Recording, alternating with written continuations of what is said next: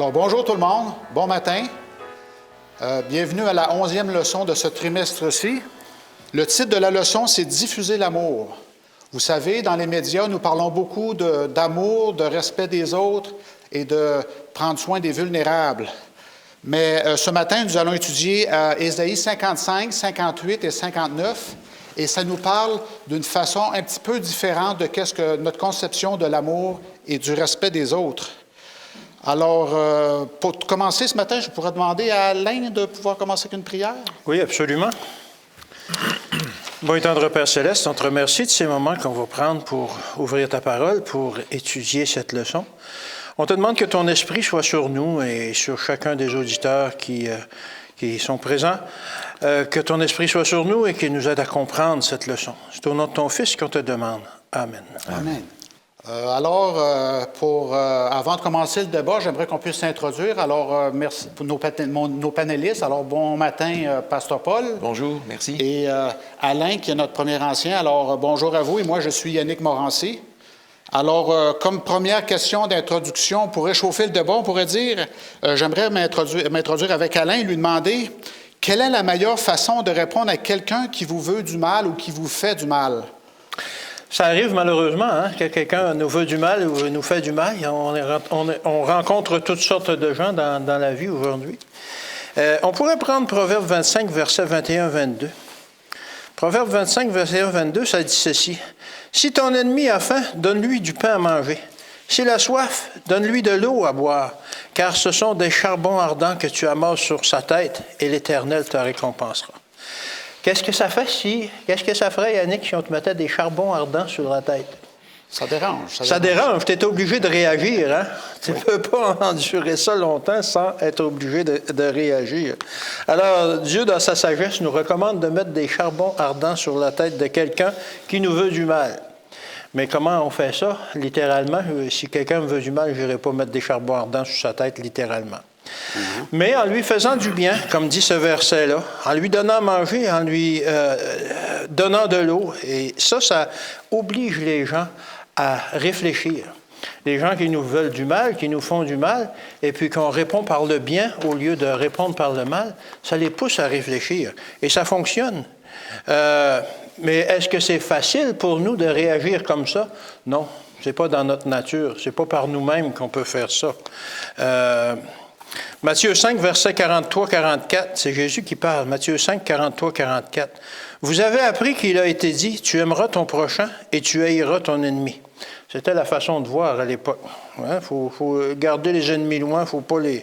Mais moi, je vous dis, aimez vos ennemis, bénissez ceux qui vous maudissent, faites du bien à ceux qui vous haïssent et priez pour ceux qui vous maltraitent et qui vous persécutent. Alors, c'est Jésus qui parle, qui donne une nouvelle dimension à l'amour, justement. On parlait de cette leçon, c'est l'amour.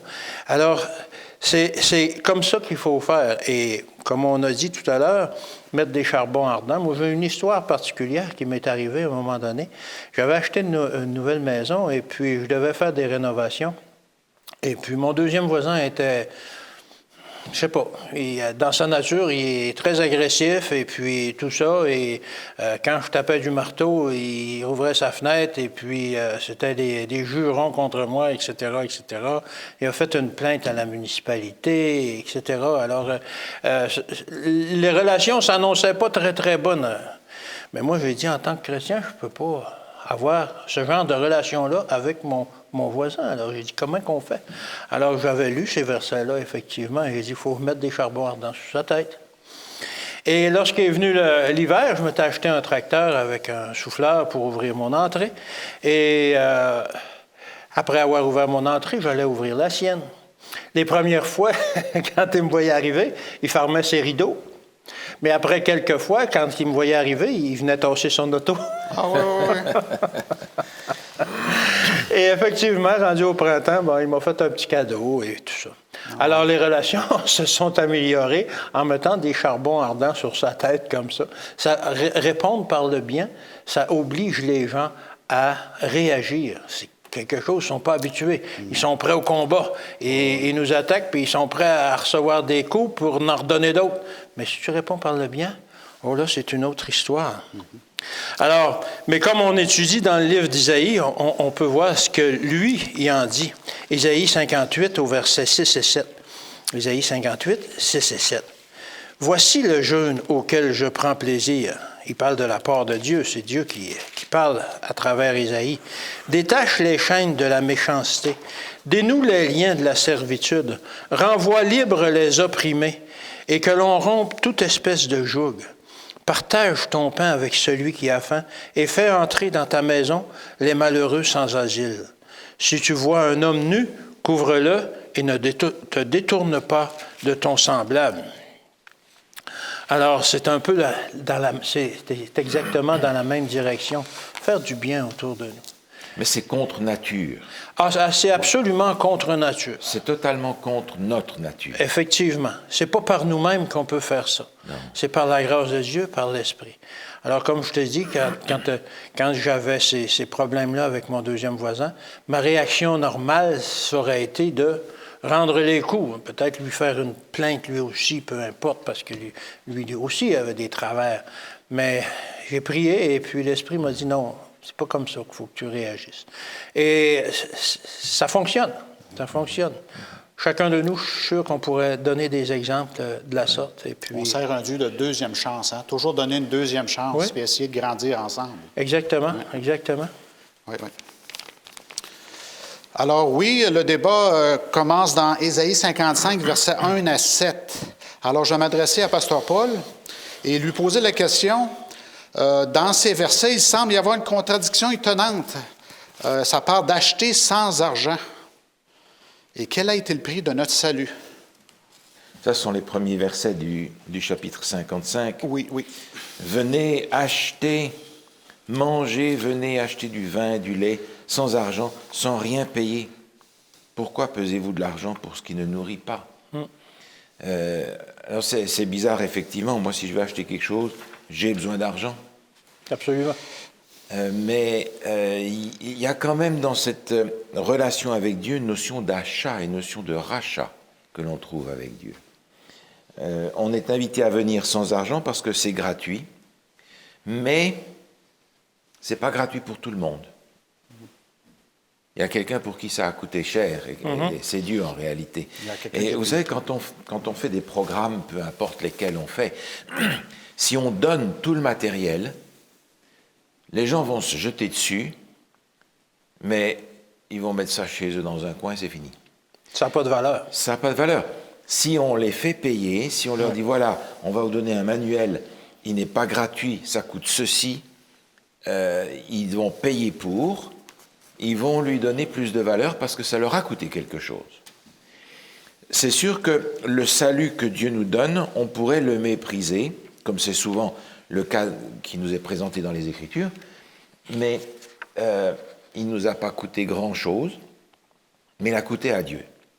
Et ce qu'il a coûté à Dieu, c'est bien entendu le sacrifice de Jésus, notre Sauveur, mais je crois qu'il nous coûte aussi à nous. Il nous coûte d'abandonner ce qui va détruire la relation avec Dieu. Parce qu'on est sauvé non pas par les œuvres qu'on va faire, mais par la relation qu'on va développer avec notre Sauveur. Mais cette relation, si elle est entravée par toutes sortes de choses auxquelles je tiens, ça ne va pas marcher. Il va donc falloir que j'abandonne un certain nombre de choses, et parfois ça va me coûter cher d'abandonner ces choses. Ce n'est pas parce que je les abandonne que je vais être sauvé, mais j'ai besoin de les abandonner pour permettre à Dieu de me sauver. Avoir moins de fardeau dans notre vie pour être capable de garder un beau focus aussi. Oui, absolument. Absolument. Et il y a des choses dans notre vie qui appartiennent au monde, qui appartiennent à notre éducation, qui appartiennent à notre culture, et qu'il va falloir nécessairement mettre de côté. Il n'y a pas une culture parfaite. Il va donc falloir mettre de côté ces choses pour que ma relation avec Dieu soit développée au maximum, et par conséquent, mon salut soit accessible au maximum. Dans un chapitre sur lequel notre leçon n'insiste pas, c'est le chapitre 56 d'Ésaïe. Il y a ce texte au verset 6. Ésaïe 56, verset 6. « Et les étrangers qui s'attacheront à l'Éternel pour le servir pour aimer le nom de l'Éternel, pour être ses serviteurs, pour tous ceux qui garderont le sabbat pour ne pas le profaner, qui persévéreront dans mon alliance. Je les amènerai sur ma montagne sainte, etc. C'est donc pour tout le monde ce qui est présenté ici dans Ésaïe 55, pas seulement pour les Juifs, mais pour tous ceux qui, comme le texte nous dit, sont méprisés, peut-être par ceux qui pensent que le salut, c'est chasse gardée pour eux, mais qui sont appelés à aimer l'Éternel et à devenir ses serviteurs. Alors dans ce sens-là, je viens au Seigneur, je reçois le cadeau du salut sans argent, mais j'ai besoin d'abandonner ce qui va faire entrave à mon salut, et ça, c'est pas seulement pour les Juifs, c'est pour tout le monde. Dont le péché, aussi, des choses qui nous retiennent parfois, et ça nous coûte cher d'abandonner ça dans le sens que ça demande beaucoup d'efforts. Ça demande des efforts. Des efforts, de la volonté, et d'être aidé justement par Dieu. Absolument. Pasteur Paul, tu as mentionné le chapitre 56 qui parle beaucoup d'holocauste, de sacrifice. Et est-ce que ça rentre en conflit avec qu'est-ce que nous savons du Nouveau Testament, cette approche? Est-ce que le Nouveau Testament contredit le chapitre 55 qui dit que c'est gratuit? Bien, le chapitre 56, en réalité, est de la version de l'Ancien Testament, vétérotestamentaire, d'Apocalypse 14, en réalité. Parce que les premiers versets nous indiquent qu'on est invité à s'approcher de Dieu, le salut ne tardera pas à venir, et il nous est dit qu'il est question ici du jugement qui va venir. C'est exactement ce que l'on a dans Apocalypse 14 en réalité. Et c'est présenté pour tout le monde. Il y a ici le cas des étrangers et des eunuques, mais la promesse d'Abraham est renouvelée. Au verset 5, il est parlé d'une place et d'un nom. C'est la promesse qui a été faite à Abraham, un lieu et une postérité. Et ceux qui sont méprisés, qui ne sont pas des Juifs, ici les eunuques, les étrangers, qui, eux, observent la loi de Dieu, et en particulier le signe de l'obéissance et de l'appartenance à l'alliance, le sabbat, alors ceux-là reçoivent la promesse d'une place et d'un nom supérieur à ce qui a été donné aux Juifs. La place supérieure, ce n'est pas la Canaan terrestre, c'est la Canaan céleste. Le nom, c'est le nom nouveau qui nous est proposé lorsqu'on entrera dans la vie éternelle. Et cette maison de prière, ce temple dont les Juifs étaient si fiers, eh bien c'est une maison de prière pour tous les peuples que l'on retrouve dans l'Apocalypse. Jésus même, Dieu est son temple, il est là. C'est à lui que l'on va offrir des sacrifices d'action de grâce, de reconnaissance, d'adoration à cause du salut. Donc Ésaïe 56 est en réalité une reproduction, enfin c'est l'original j'allais dire. Apocalypse 14 est un écho d'Ésaïe 56. Oui.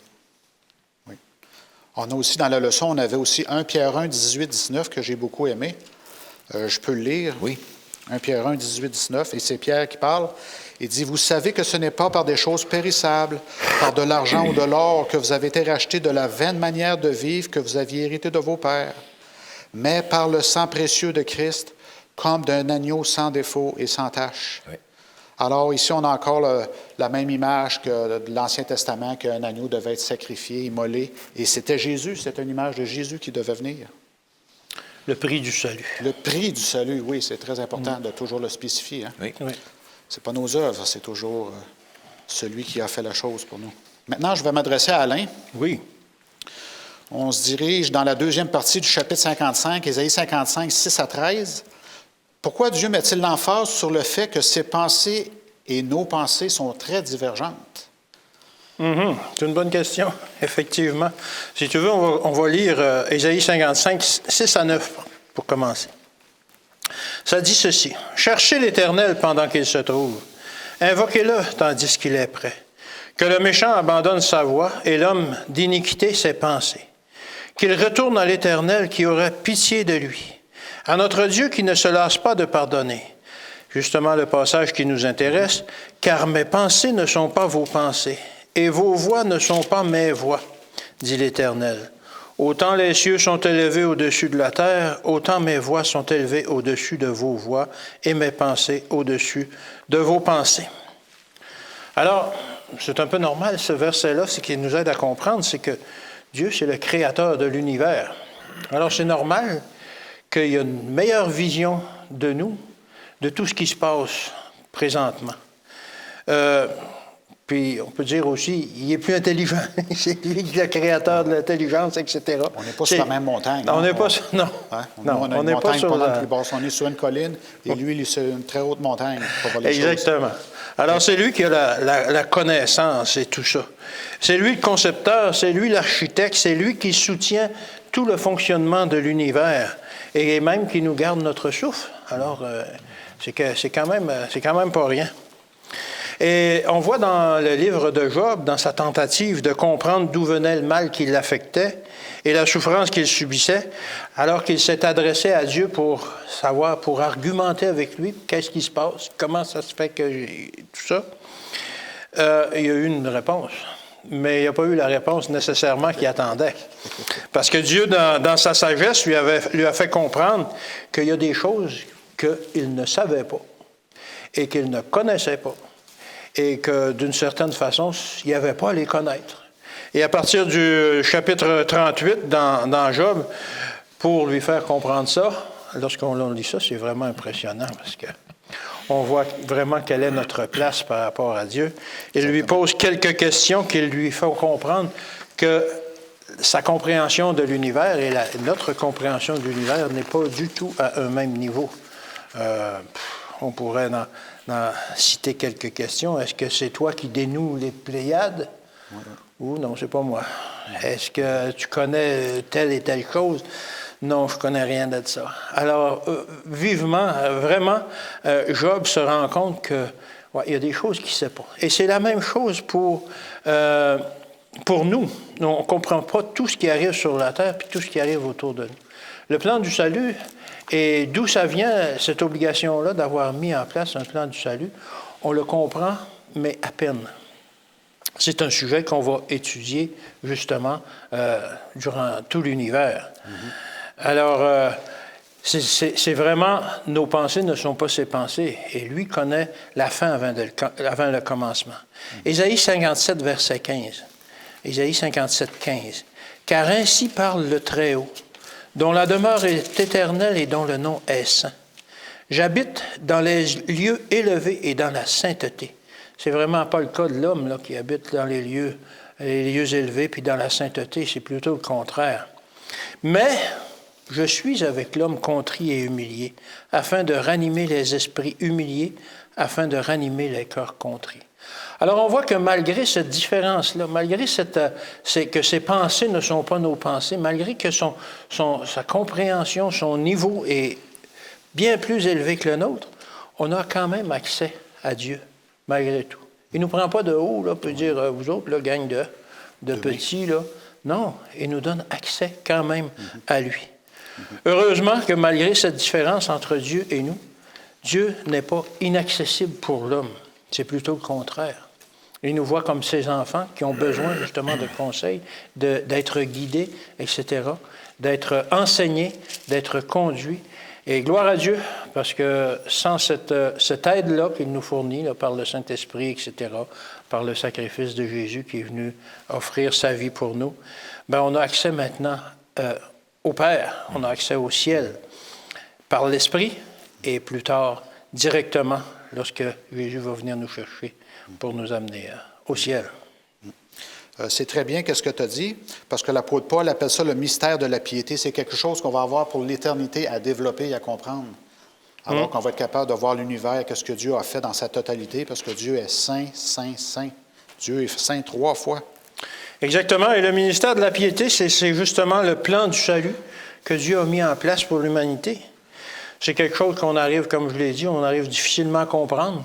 Comment ça se fait que Dieu lui-même a décidé de venir s'incarner pour prendre la place de l'homme, pour sauver l'humanité qui... L'humanité, c'est rien qu'une créature. Est-ce qu'on en valait la peine, finalement? Oui, bien, c'est ça. Pour moi, lorsque je crée quelque chose, que ce soit une peinture, que ce soit un objet, un meuble, ça reste quelque chose de, pour moi, de dérisoire, parce que je peux en faire d'autres, etc. Mais Dieu, dans son amour pour l'humanité, il a dit non, non, il ne faut pas détruire les hommes, il faut amener un plan pour sauver l'humanité. Alors ça nous dépasse. Alors c'est ça, c'est le mystère de la piété, le mystère que Dieu a eu tant d'amour pour l'homme qui a établi ce plan-là. Il y a une citation d'Ellen White qui est très intéressante. C'est tiré de My Life Today, la page 360, et c'est traduit, bien entendu. Ça traduit la grandeur de ce mystère. Elle dit ceci. Le thème de la rédemption attire l'intérêt suprême des anges. Même les anges ont du mal à comprendre ça. Ce sera la science et le chant des rachetés tout au long des âges éternels incessants. Alors les rachetés vont être étonnés tout au long de l'éternité de ce plan-là. Et ils vont étudier ça tout au long de... Est-ce que ça ne mérite-t-il pas une étude plus approfondie maintenant? Est-ce qu'on ne doit pas se plonger justement dans ce mystère de la piété? Elle dit ceci aussi, le sujet est inépuisable. L'étude de l'incarnation du Christ, de son sacrifice expiatoire et de son œuvre de médiation fera appel à l'esprit de l'étudiant diligent aussi longtemps que durera le temps. Et en regardant le ciel avec ses années sans nombre, il s'exclamera, il est grand le mystère de la piété. Alors, merveilleux. Je comprends pourquoi on a tant de mal à le faire comprendre à ceux qui sont autour de nous.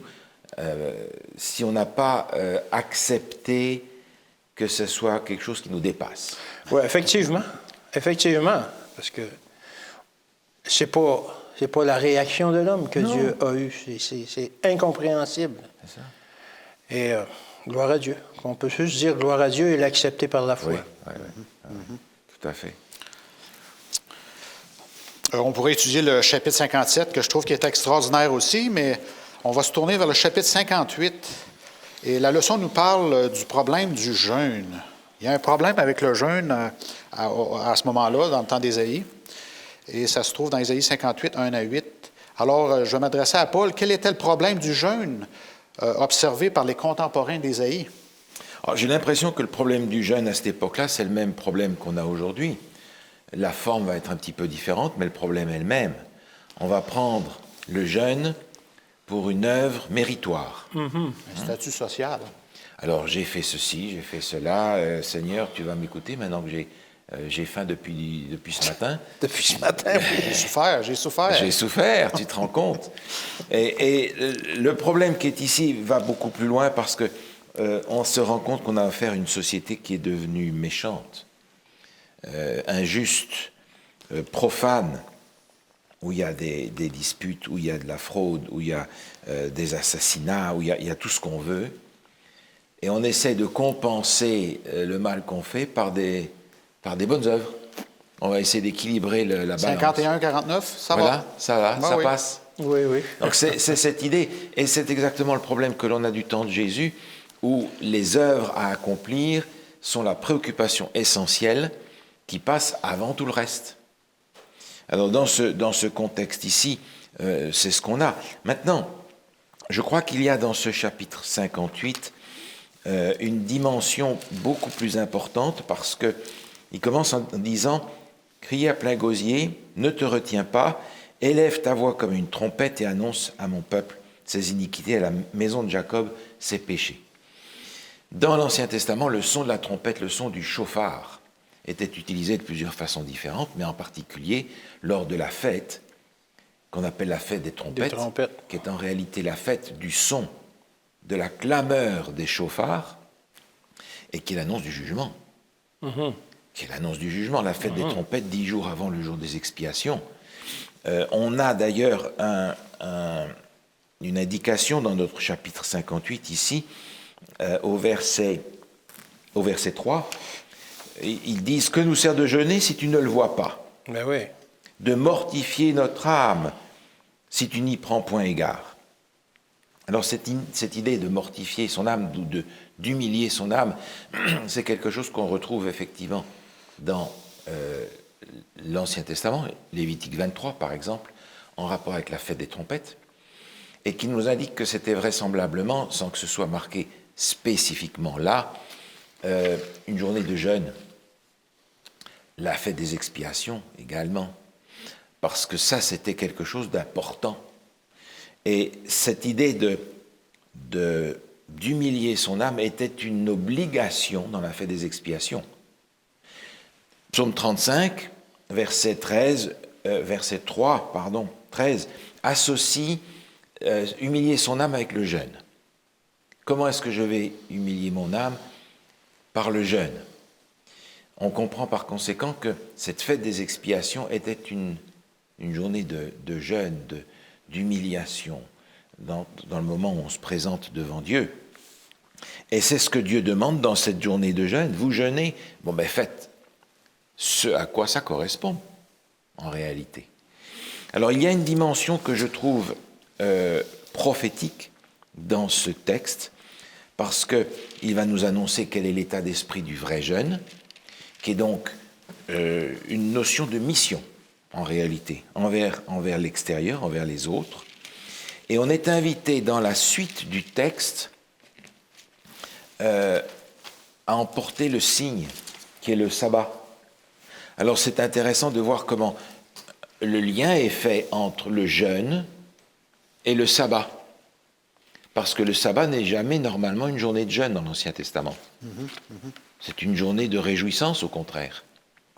Et ici, le sabbat est présenté comme un jour d'humiliation devant Dieu, et que le peuple est invité à restaurer une véritable adoration de Dieu dans le jour du sabbat. Pourquoi? Parce que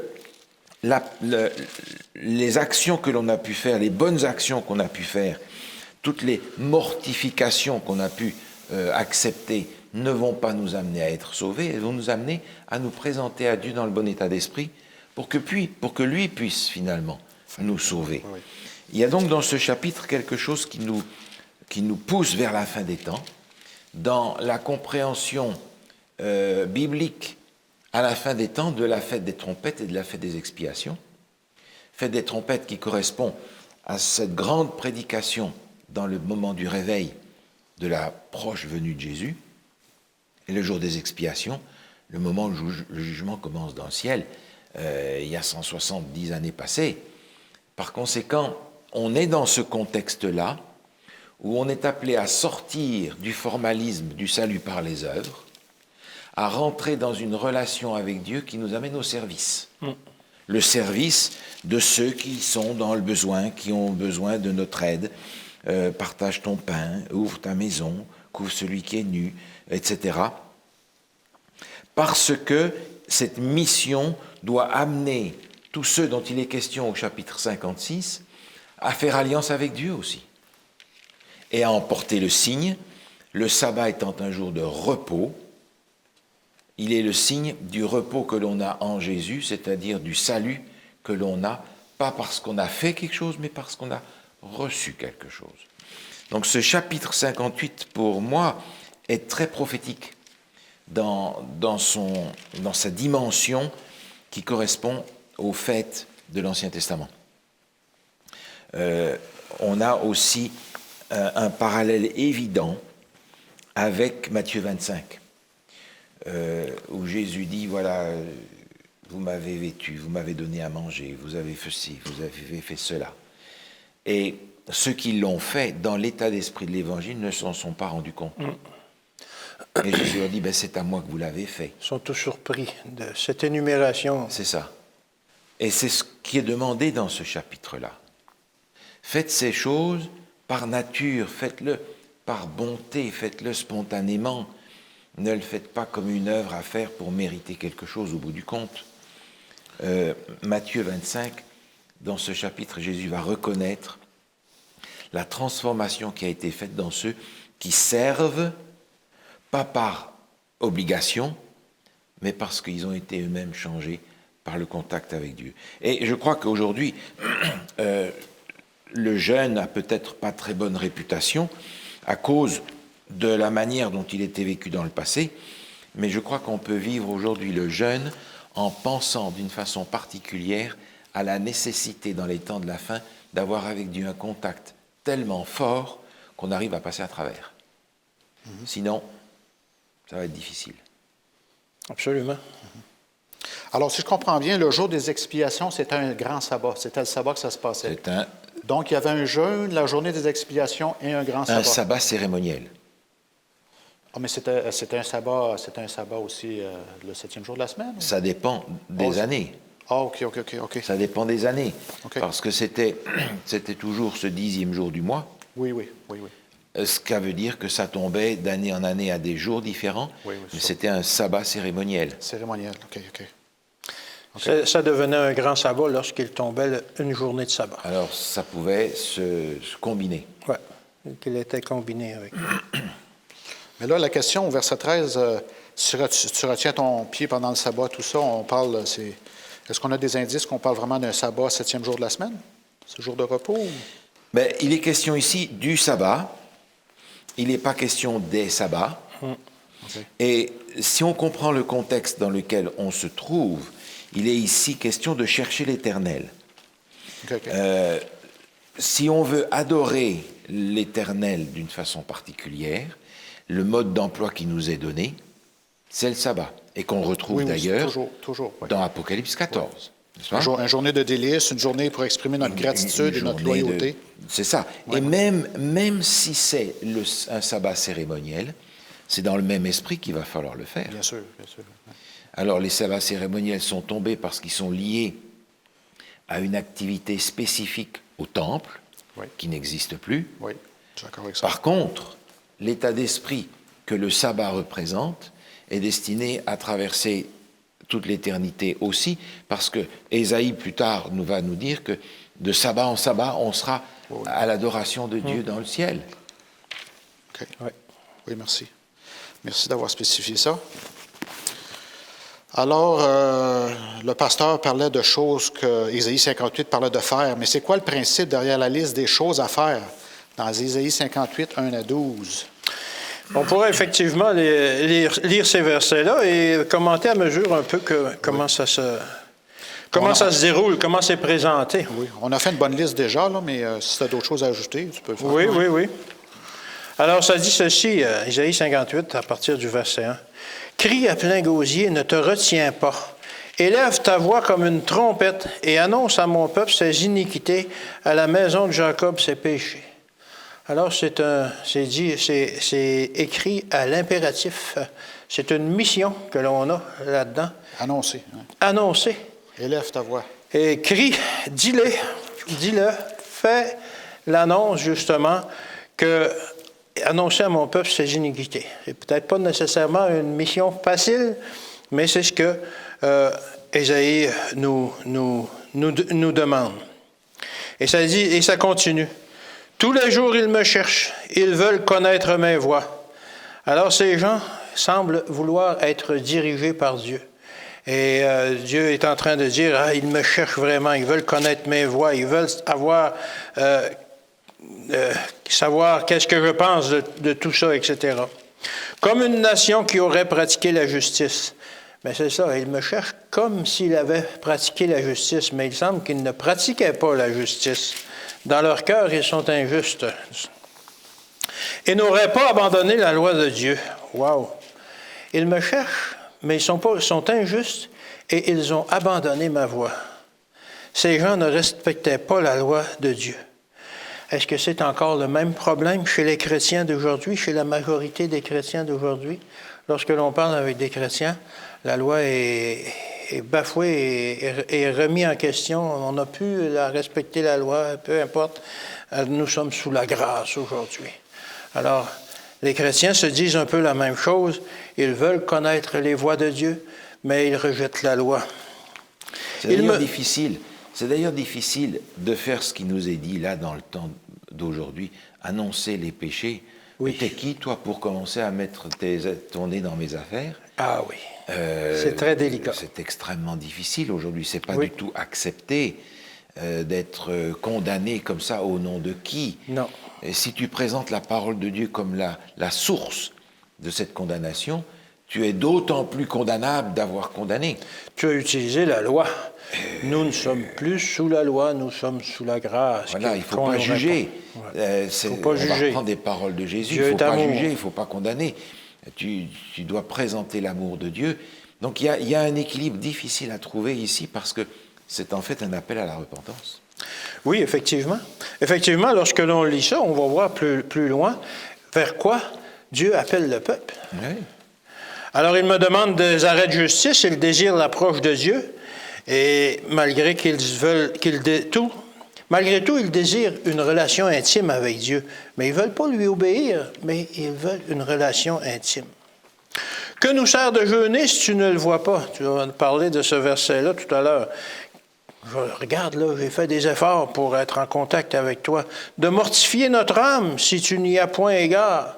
Les gens, ils disent, on fait des choses pourtant pour avoir un bon contact avec toi. Mais ils font des gros efforts pour attirer l'attention de Dieu. Mais est-ce vraiment l'attention de Dieu qu'ils cherchent? On peut se référer justement dans Matthieu 6 au verset 16, lorsqu'il parle des jeûnes, ça dit ceci, « Lorsque vous jeûnez, ne prenez pas un air triste comme les hypocrites qui se rendent le visage tout défait pour montrer aux hommes qu'ils jeûnent. Je vous l'ai dit en vérité, ils reçoivent leur récompense. » Alors Dieu nous appelle à une autre sorte de jeûne que ce jeûne-là dont tu as parlé qui fait que nous sommes méritants. Alors il dit, voici le jour de votre jeûne, vous vous livrez à vos penchants et vous traitez durement tous vos mercenaires. Wow! C'est grave, ces gens-là jeûnaient pour attirer l'attention de Dieu, mais d'un autre côté, ils étaient très durs avec les gens qui les entouraient. Ils faisaient voir encore leur nature charnelle. Vous jeûnez pour disputer et vous quereller, pour frapper méchamment du poing. Oui, ça faisait dur à ce moment-là. Est-ce que c'est mieux aujourd'hui? On peut se poser la question. La forme est différente, mais le fond risque d'être le même. Risque d'être le même, exactement. Vous ne jeûnez pas comme le veut ce jour pour que votre voix soit entendue en haut. Alors, il est en train de leur dire, vous jeûnez pas comme il se doit, vous jeûnez pour être vu par le monde. Vous avez votre récompense, c'est correct. Je n'ai pas besoin de vous répondre. Vous ne jeûniez pas pour avoir des réponses de toute façon. Et là, il remet en question leur jeûne. Est-ce là le jeûne auquel je prends plaisir? Un jour où l'homme humilie son âme, courber la tête comme un jonc, et se coucher sur le sac et la cendre? Est-ce là ce que tu appelleras un jeûne, un jour agréable à l'Éternel? Alors, c'était justement, il remettait en perspective ce que l'on a lu dans Matthieu 6, verset 16. Ces gens-là jeûnaient pour être vus des autres. Ils se couchaient sur la cendre, ils revêtaient le sac, etc. Et il continue en disant justement au verset 6, « Voici le jeûne auquel je prends plaisir. » Et en quelques versets, en quelques mots, il dit vraiment ce qu'est le jeûne qu'il veut que l'on fasse. « Voici le jeûne auquel je prends plaisir. » Détache les chaînes de la méchanceté. Il vient juste de décrire la méchanceté de leur cœur. Dénoue les liens de la servitude. Renvoie libre les opprimés. Ceux que tu opprimes et ceux qui sont opprimés par le péché, qui n'ont pas la délivrance, qui n'ont pas la compréhension de leur état. Prêche la bonne nouvelle. Et que l'on rompe toute espèce de joug. Libère les gens de leurs problèmes, de leurs angoisses, de leurs craintes, de leurs problèmes physiques et spirituels. Dieu demande que nous soyons en action. Au verset 7, « Partage ton pain avec celui qui a faim et fais entrer dans ta maison les malheureux sans asile. Si tu vois un homme nu, couvre-le et ne te détourne pas de ton semblable. » Alors, on voit un peu une analogie avec la parabole que tu as parlé, des brebis et les boucs qui ont fait quelque chose, mais sans même se rendre compte qu'ils le faisaient directement à Jésus. Alors, Jésus prend plaisir à ces actions-là qui sont faites, pas à Dieu lui-même, mais à nos semblables, à ses enfants. Et ça dit au verset 8, qu'est-ce qui va en découler de ce jeûne-là? Alors, ta lumière poindra comme l'aurore. Matthieu 5, verset 14, qui nous parle que nous serons la lumière du monde. C'est par des actions comme ça, par des actions d'amour, qui vont montrer aux gens qu'on n'est pas comme les autres, on est guidé par Dieu, et ta guérison germera promptement. Alors, de nous tourner vers les autres, c'est à nous qu'on va faire du bien. On va avoir une guérison personnelle. Quelle est cette guérison? On va être débarrassé de notre moi, probablement, et on va laisser plus de place à Dieu pour agir à notre place, pour nous guider. Ta justice marchera devant toi, et la gloire de l'Éternel t'accompagnera. N'est-ce pas ce que ces gens recherchaient? Ils disaient au début, vous me recherchez, etc., mais je ne peux pas être là. Mais par ces actions-là, par ce jeûne-là sincère, oui, ta justice marchera devant toi et la gloire de l'Éternel t'accompagnera. Alors, c'est un dénouement, pour moi, qui est incroyable. Alors tu appelleras et l'Éternel répondra. Tu crieras et il dira, me voici. Wow! Dieu est prêt, justement, à nous venir en aide pour accomplir ces actions-là, mais à nous venir en aide pour nous aider à changer notre caractère. La porte est toujours ouverte. La porte est toujours ouverte lorsque l'on fait ce genre de jeûne-là. Et on n'a pas parlé de nourriture là-dedans. Là. On n'a pas parlé de se priver de nourriture. Me voici. Si tu éloignes du milieu de toi le joug, les gestes menaçants et les discours injurieux, si tu donnes ta propre subsistance à celui qui a faim, si tu rassasies l'âme indigente. Pas pour gagner notre ciel, mais pour accomplir l'œuvre de Dieu, pour être son instrument sur cette terre. Ta lumière se lèvera sur l'obscurité et tes ténèbres seront comme le midi. J'aimerais ça que mes ténèbres, comme la partie sombre en moi, soit comme la lumière du midi. C'est un concept du Nouveau Testament aussi, de « laisse briller ta lumière, oui. brille, tu es le sel de la terre ». Ce sont des concepts du Nouveau Testament. Hein? Ben oui. Alors, la Bible, l'Évangile ne se contredit pas, que vous soyez dans l'Ancien Testament ou le Nouveau Testament, c'est très, très consistant. Exactement. L'Éternel sera toujours ton guide. Il rassasiera ton âme dans les lieux arides. Lorsque l'on est dans les problèmes, tout ça, on va avoir notre âme rassasiée. Et il redonnera de la vigueur à tes membres. Tu seras comme un jardin arrosé, comme une source dont les eaux ne tarissent pas. Alors, quelle bénédiction que Dieu nous promet ici. Et tout ça parce qu'on a laissé le mauvais côté en nous pour faire du bien comme lui le demande, et même c'est lui qui le fait à travers nous. Et le verset 12, qui est très important, on a parlé un peu tantôt du sabbat. Paul nous a parlé du sabbat. Et au verset 13, mais le verset 12, ça dit ceci, « Les tiens rebâtiront sur d'anciennes ruines. Tu relèveras des fondements antiques. On t'appellera réparateur des brèches, celui qui restaure les chemins, qui rend le pays habitable. » Et après ça, on nous présente le sabbat. Alors, lorsque l'on jeûne vraiment, lorsque l'on se met vraiment à la disposition de Dieu comme ça, on rétablit le vrai salut. Pas qu'on est sauvé par les œuvres, mais l'obéissance. La vraie relation. La vraie relation avec Dieu. Et on devient des réparateurs de brèches. Alors, c'est ça le vrai jeûne auquel Dieu nous appelle. C'est pas de se priver de nourriture, puis rendu au midi, à dire à Dieu, regarde comme j'ai souffert aujourd'hui, j'ai faim. C'est mon mérite. C'est mon mérite. Et d'être devant les autres avec la tête basse, puis dire, je suis en train de jeûner, regardez-moi. Non, c'est pas ça. C'est pas à ça que Dieu nous appelle. Alors, merci beaucoup. C'est très complet. Ça répond à plusieurs de mes questions. J'avais la question, quelle est la différence entre le religieux de l'Ancien Testament et du Nouveau Testament, voyez-vous? Alors, tu as bien répondu à la question de dire qu'il y a deux sortes de religieux. Il y a le religieux qui compte sur ses mérites et il y a le religieux qui a vraiment une relation avec le cœur, avec Dieu, et qui ouvre son cœur à Dieu. Oui. Et j'aimerais, pour terminer cette section-là, de montrer la différence entre les actions qu'il nous recommande et dans Matthieu 25, 40, que Paul nous a déjà parlé. Matthieu 25, 40, qui parlait au jugement, les gens disent, « Quand avons-nous vu étrangers, quand avons-nous recueilli, ou nus, ou t'avons-nous vêtus, quand avons-nous vu malades en prison, et sommes-nous allés vers toi? » Et le roi leur répondit, qui est Jésus ici, « Je vous le dis en vérité, toutes les fois que vous avez fait ces choses à l'un de ces plus petits de mes frères, c'est à moi que vous les avez faites. Alors, Si on, voit met aussi ça, si on met ça en relation avec les versets que je viens de lire dans Isaïe, c'est que ce jeûne-là devient quelque chose dont on ne se rend même pas compte, qu'on accomplit pour Dieu. On appelle ça un jeûne, mais c'est des actions qu'on ne se rend même pas compte. Alors, on est en train de jeûner lorsqu'on fait du bien. Notre point focal est sur le service. Oui, exactement. On ne se concentre pas sur notre petit moi. Et l'autre verset aussi qui était mentionné, c'est Jacques 1, 27. Très important, celui-là aussi. Jacques 1, 27. La religion pure et sans tache Oui. devant Dieu notre Père consiste à visiter les orphelins, les veuves dans leur affliction et à se préserver des souillures du monde.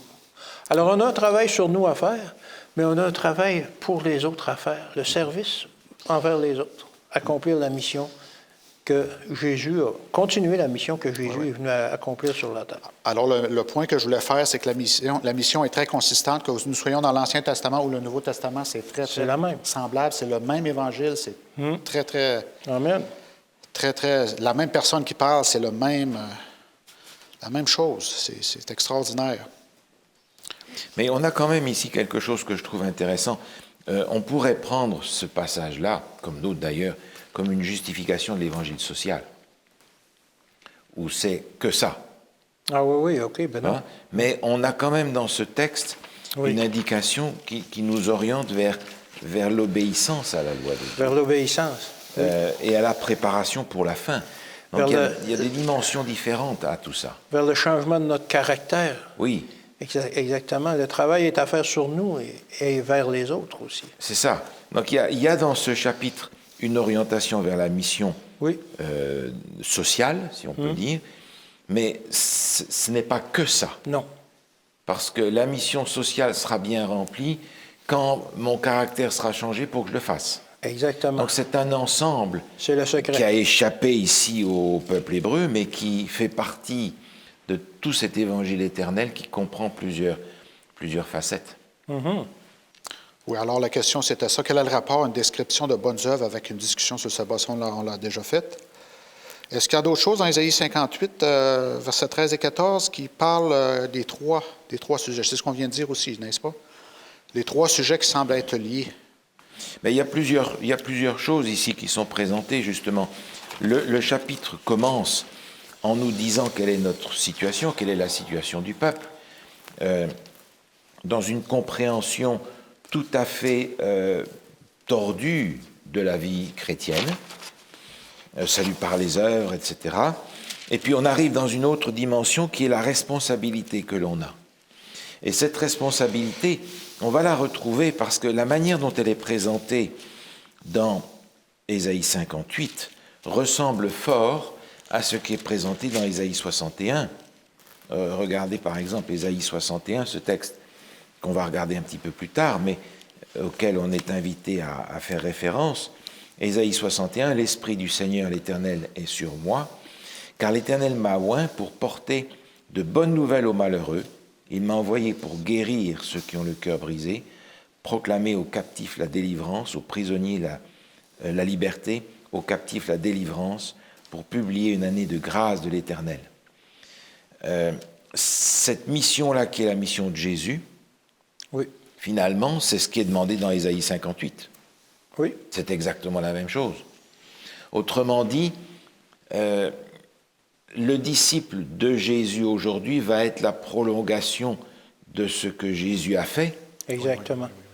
Il va être ses mains, il va être ses pieds, il va être l'extension de Jésus dans le monde d'aujourd'hui, mais ça n'est réalisable comme il faut qu'en ayant reproduit le caractère de Jésus. Et c'est là qu'on a un défi colossal. Parce que je n'ai pas le caractère de Jésus, vous comprenez? Loin de là. Donc le travail qui consiste à m'ouvrir à Dieu pour qu'il fasse ce travail-là est presque un prérequis à l'accomplissement de cette mission-là. Je n'arriverai jamais à accomplir cette mission-là par nous-mêmes. Si je n'ai pas développé ce contact avec Dieu et si l'Esprit de Dieu ne fait pas le travail en moi. Exactement. Mais là, j'ai un défi colossal. Oui. Et c'est peut-être là que le vrai jeune va prendre sa place. pour m'aider à véritablement développer le lien dont on parlait au début et que ces gens prétendaient chercher et qu'ils n'ont pas trouvé. Qu'ils n'ont pas trouvé parce qu'ils n'écoutaient pas. On le retrouve un petit peu plus loin, écoutez, dans le chapitre 65, il est dit « Car j'ai appelé et vous n'avez pas répondu ». Ésaïe 65, verset 12, on le retrouve aussi au chapitre 66. « Car j'ai appelé, vous n'avez pas répondu, j'ai parlé et vous n'avez pas écouté. Mais vous avez fait ce qui est mal à mes yeux et vous avez choisi ce qui me déplaît. » Il y a donc cette nécessité de suivre le mode d'emploi que Dieu donne pour pouvoir rentrer dans son plan. Je ne peux donc pas mettre la loi de Dieu à la poubelle parce que c'est le moyen de développer son caractère. Et j'ai besoin de développer son caractère pour remplir la mission. Oui. Donc je ne peux pas prendre un morceau qui m'arrange et oublier le reste. Il va falloir que je prenne la totalité du plan que Dieu a mis en place par Jésus pour me sauver. Mais ça, c'est un programme de toute ma vie, ça. Est-ce qu'on pourrait résumer le vrai jeûne en disant que c'est principalement de nous débarrasser de notre orgueil et du culte du moi? Autant que Jésus n'avait pas d'orgueil et c'était pas le culte du moi, il était toujours tourné vers les autres. Et c'est ça le principal défi, je pense, qui est devant nous, de cesser cet orgueil-là, qui nous fait nous croire plus fins que les autres, etc., etc. C'est le problème que le peuple avait dans son sein, et c'est le même problème à l'Église. L'orgueil est la source des difficultés qu'on peut rencontrer dans la communauté ecclésiale. Absolument. Bien, finalement, c'était ma question de conclusion qui disait, peut-on servir notre maître et essayer d'en tirer le plus d'avantages personnels possible? Alors, ça devient difficile, hein? Oui. Et c'est dans la nature humaine de chercher toujours à tirer le plus de bénéfices possible de tout ce qui se passe autour de nous, de toutes les actions qui sont... On espère toujours avoir des retombées, que ce soit monétaire, que ce soit des titres ou peu importe, de la reconnaissance. On veut toujours.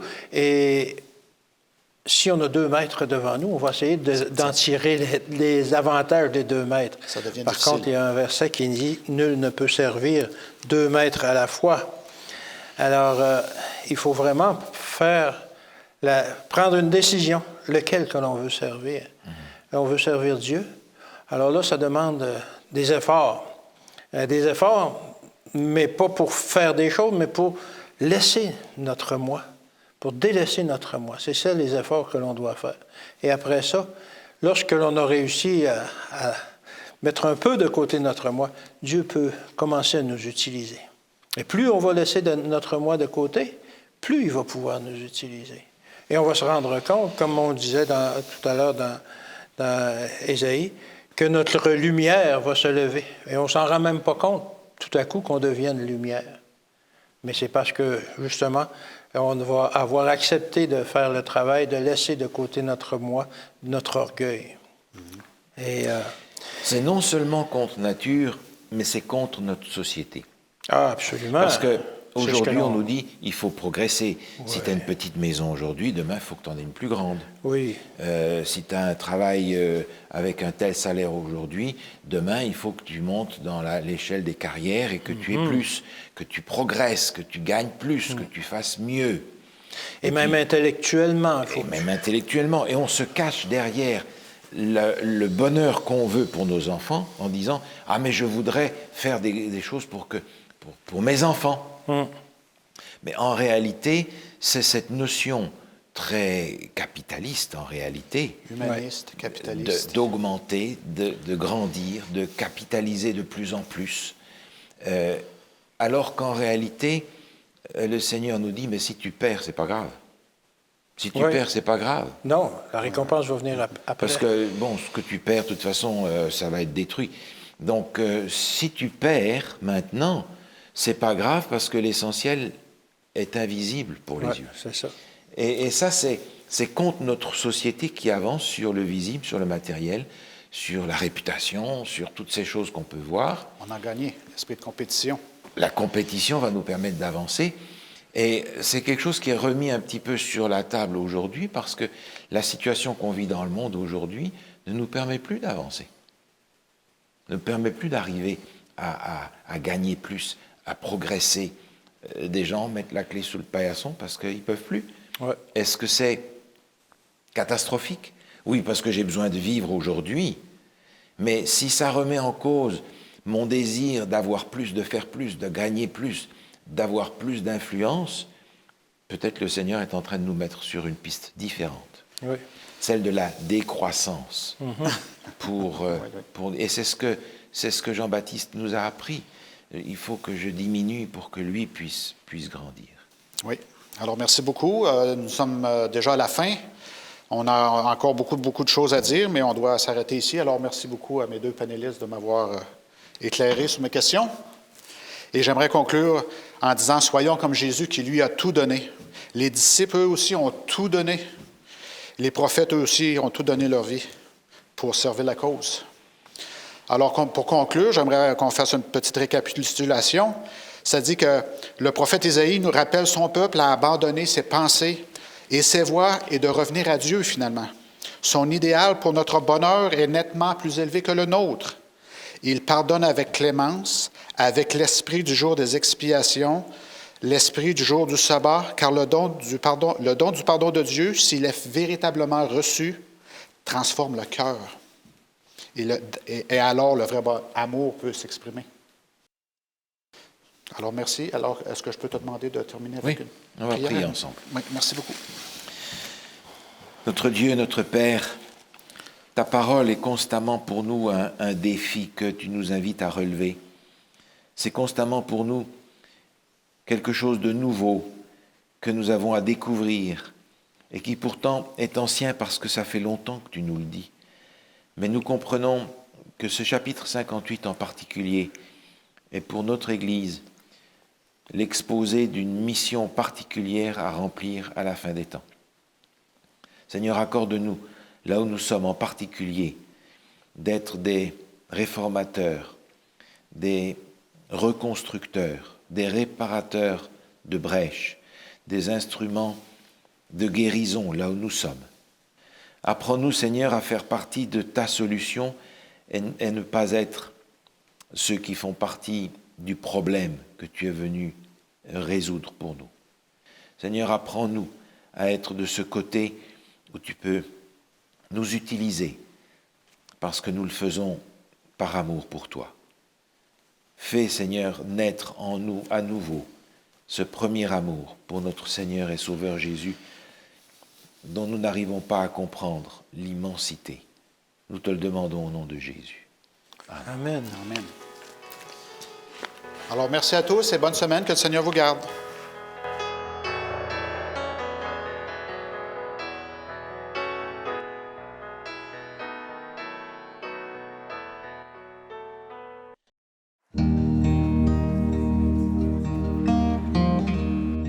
Aya voulait créer un lieu amusant et sûr pour les enfants à Tokyo, mais elle ne pouvait absolument pas s'offrir une nouvelle maison.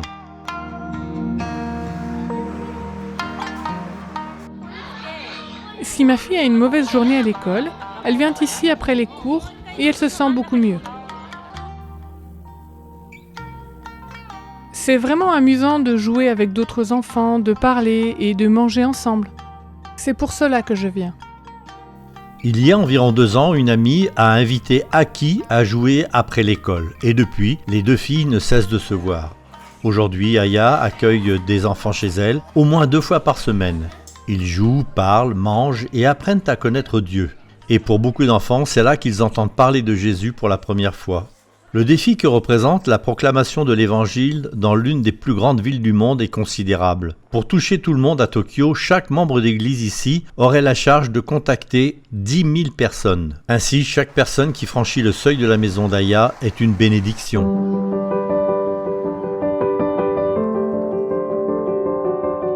Elle habite à côté d'un magnifique parc où les enfants peuvent jouer et se rendre facilement chez elle. Le rez-de-chaussée est un espace ouvert, parfait pour organiser divers événements. Mais cet espace est plus qu'un simple lieu de rencontre. C'est un espace où les enfants peuvent être des enfants tout simplement. Ils se sentent suffisamment en sécurité pour s'ouvrir. Pour certains d'entre eux, c'est le seul endroit où ils ne sont pas jugés ou critiqués. Ils peuvent donc partager leurs problèmes et exprimer leurs sentiments. Ils vont voir Aya pour être guidés et lui demander des conseils. Tout cela a commencé il y a 2 ans lorsqu'Aya a ressenti le besoin de faire quelque chose de plus que ce qu'elle faisait habituellement. Aya est allée voir un groupe de soutien aux mères de famille et une personne du groupe lui a recommandé de se mettre en contact avec une autre femme nommée Sachiko. Les 2 femmes sont rapidement devenues amies. Sachiko a amené ses enfants chez Aya et elles ont commencé à se voir régulièrement. La 2e semaine, la 3e semaine, la 4e semaine, les enfants se sont retrouvés pour jouer. Puis d'autres enfants ont commencé à venir. Nous n'avons pas fait de publicité du tout. Finalement, beaucoup d'enfants sont venus et nous avons décidé de nous retrouver dans mon petit logement. À chaque fois, les enfants jouaient un moment, puis Sachiko et Aya lisaient un passage de la Bible. Aya a contacté les parents pour leur faire savoir où se trouvaient leurs enfants et ce qui se passait. Une vingtaine d'enfants venaient régulièrement et ils se pressaient dans son petit appartement. Beaucoup d'entre eux étaient harcelés à l'école où ils avaient eu l'impression de ne pas être à leur place, ce qui faisait de ce moment l'un des plus importants de la semaine pour eux. Le mari d'Aya n'était pas chrétien, mais il a vu l'impact positif que ce ministère avait sur les enfants. Sachiko et Aya ont commencé à louer une salle 1 fois par semaine, mais elles voulaient se réunir 2 fois plus souvent. Aya a donc demandé à Dieu de l'aider à trouver un nouveau lieu de rencontre. Elle priait également pour trouver un nouveau foyer puisque son bail se terminait. Un jour, elle est passée devant une maison à vendre, mais elle a pensé qu'il serait impossible de l'acheter car les prix de l'immobilier sont très élevés à Tokyo. Le mari d'Aya est rentré un jour à la maison avec de bonnes nouvelles. Il lui a dit que son nouveau travail lui permettrait d'acheter la maison qu'il voulait utiliser pour ce ministère. C'était la voix de Dieu qui me parlait. L'endroit est bien situé, le problème de l'argent était réglé, et Dieu nous a accompagnés dans ce projet. Depuis ce jour, Aya met sa maison au service des enfants du quartier. Elle aime les familles qui se réunissent chez elle, mais elle sait que le travail ne s'arrête pas là. Des millions de personnes qui vivent à Tokyo n'ont jamais vraiment entendu parler de Jésus. Le défi que représente cet environnement urbain très fréquenté en fait une priorité pour nos prières et nos efforts. Prions pour que des gens comme Aya trouvent des moyens de se rapprocher des familles de Tokyo. Merci de soutenir la mission que Dieu nous confie.